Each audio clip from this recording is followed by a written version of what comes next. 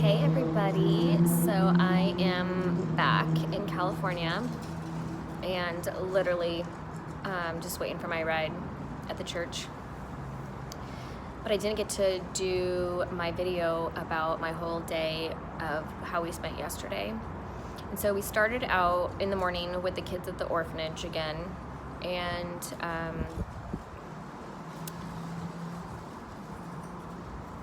I've really clinging to that newest baby, Darty, which I don't know if I just feel more drawn to her. I can't understand the feeling, but all I wanted to do was just try to get her to smile because she's the newest baby of the house. Her and her older brother, who's 3.5, Darty is 20 months, and they were really neglected by their parents. The mom was on drugs, from what they say, and they had like scabies in their heads, so they had to like shave off all their hair. They were really malnutritioned. So even Darty is like still, after being there for a few months, she's still very like thin and like frail, but she's gotten so much better. They say like 200% better than what she was before. But it's just so sad to see her just so stonewall and not have any kind of expression or anything. So I just was trying to love on her so much yesterday before we went.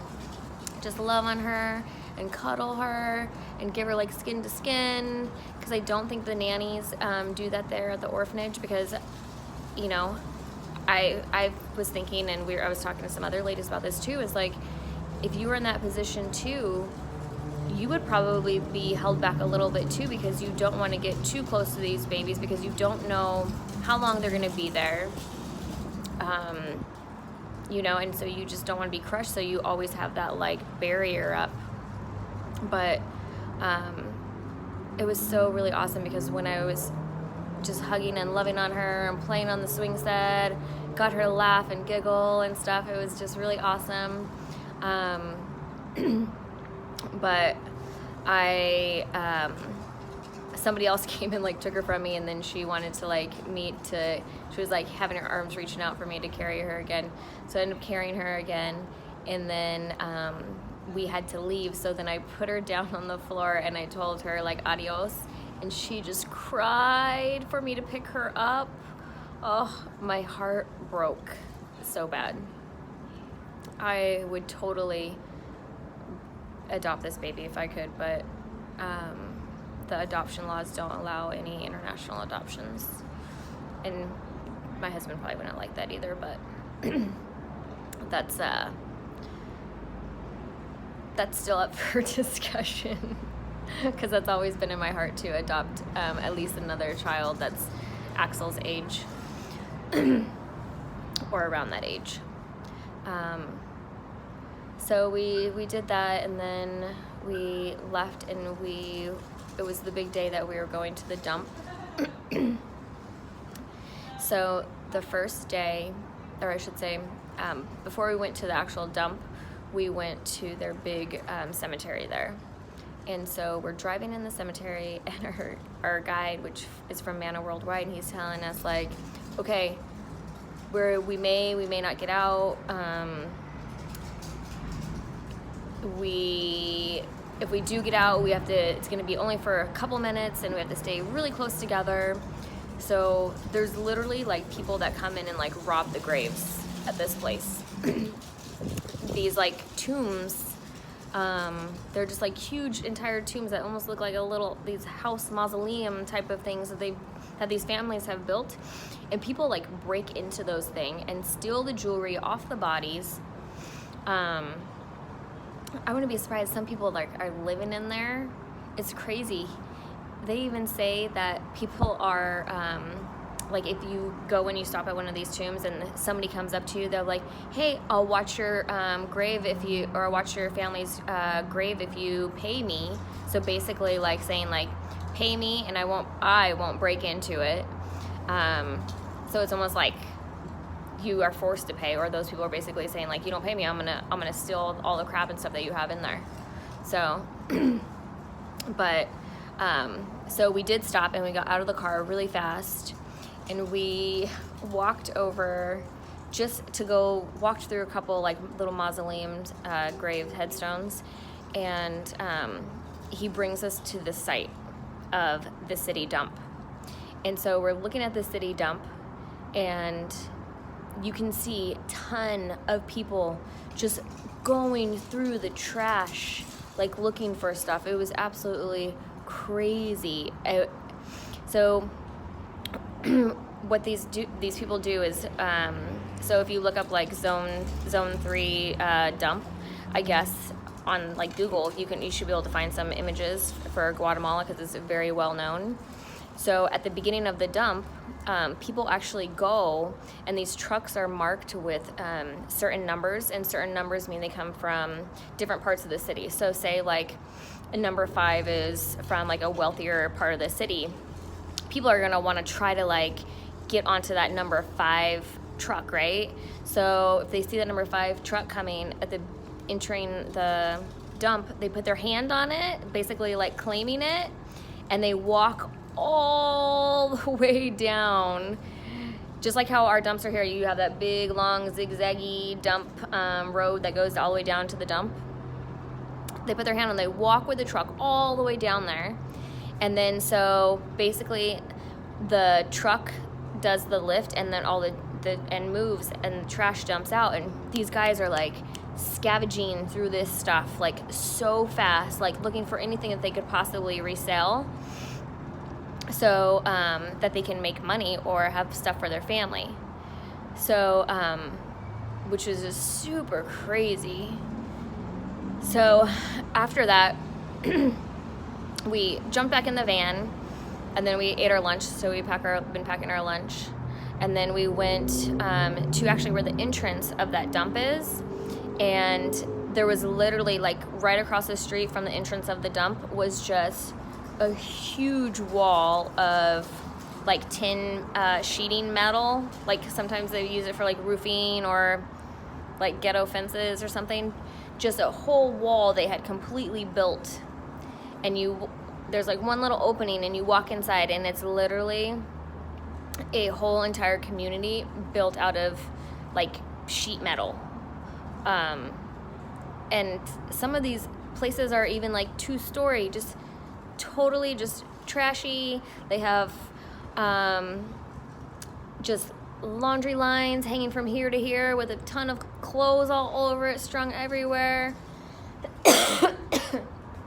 And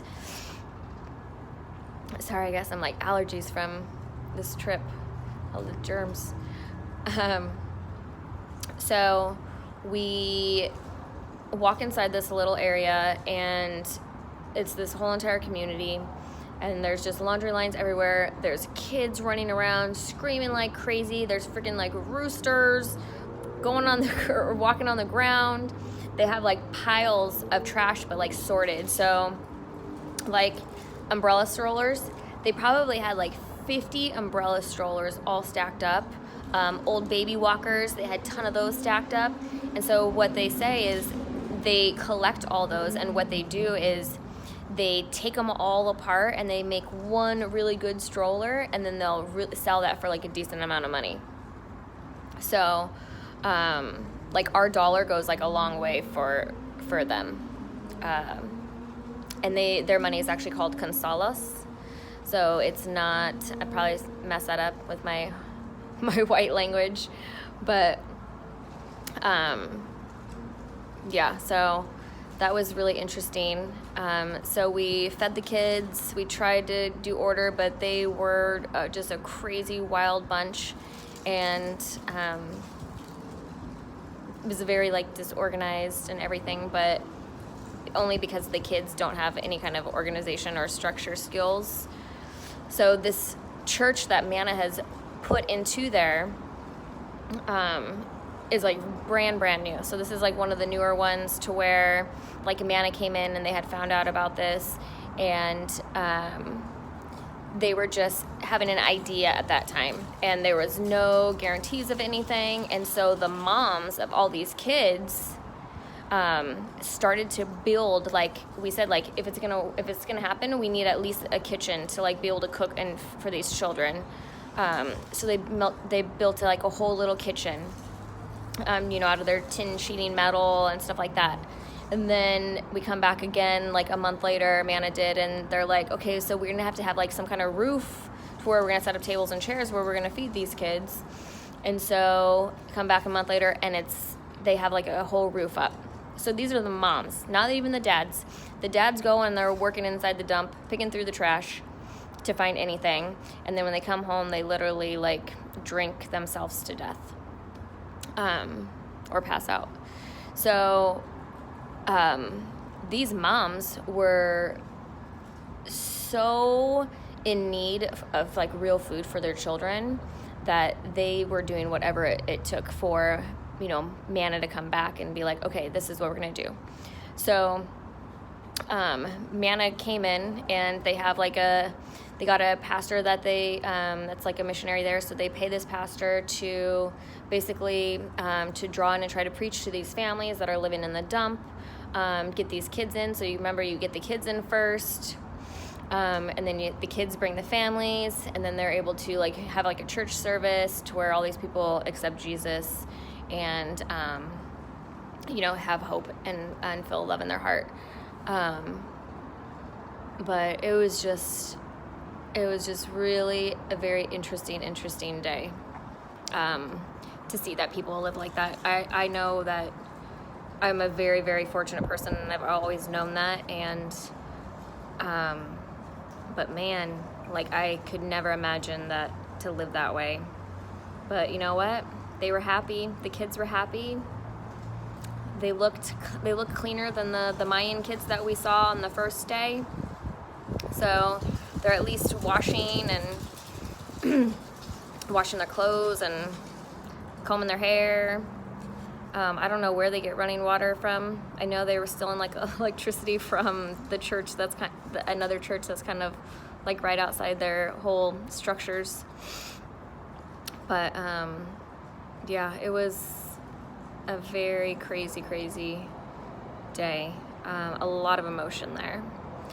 So we did 2 home visits again. So that's where we went to the grocery store and we bought necessities. So like rice and beans that they can cook, flour, salt, all these things that are gonna make them a large amount of meals, and that will make them fill their bellies, and it will actually last long too. So and as well as cleaning supplies and laundry soap and things like that so they could wash. So we went to this first home visit. So we were walking through this dump city. So weird to say that because it literally is like a city that's made out of trash. And we walk into this little tiny, maybe 12 by 12 tin house of somebody's, and they have like it's a family, so it's a husband and wife and 2 small boys. I believe that it was like 11 and 8, and they only had this double bed, and then they had like a sheet type of makeshift bed that hangs above that bed that you can tell maybe like 1 or 2 of the boys sleeps up there. And then they had like a little fridge in there and like a little like sink station. So we brought them supplies, and yeah, it was just absolutely heartbreaking. So I'm gonna share some more info with you on that on my home visits, because my ride's here and I haven't seen them in a week, the kids. So be ready for part 2.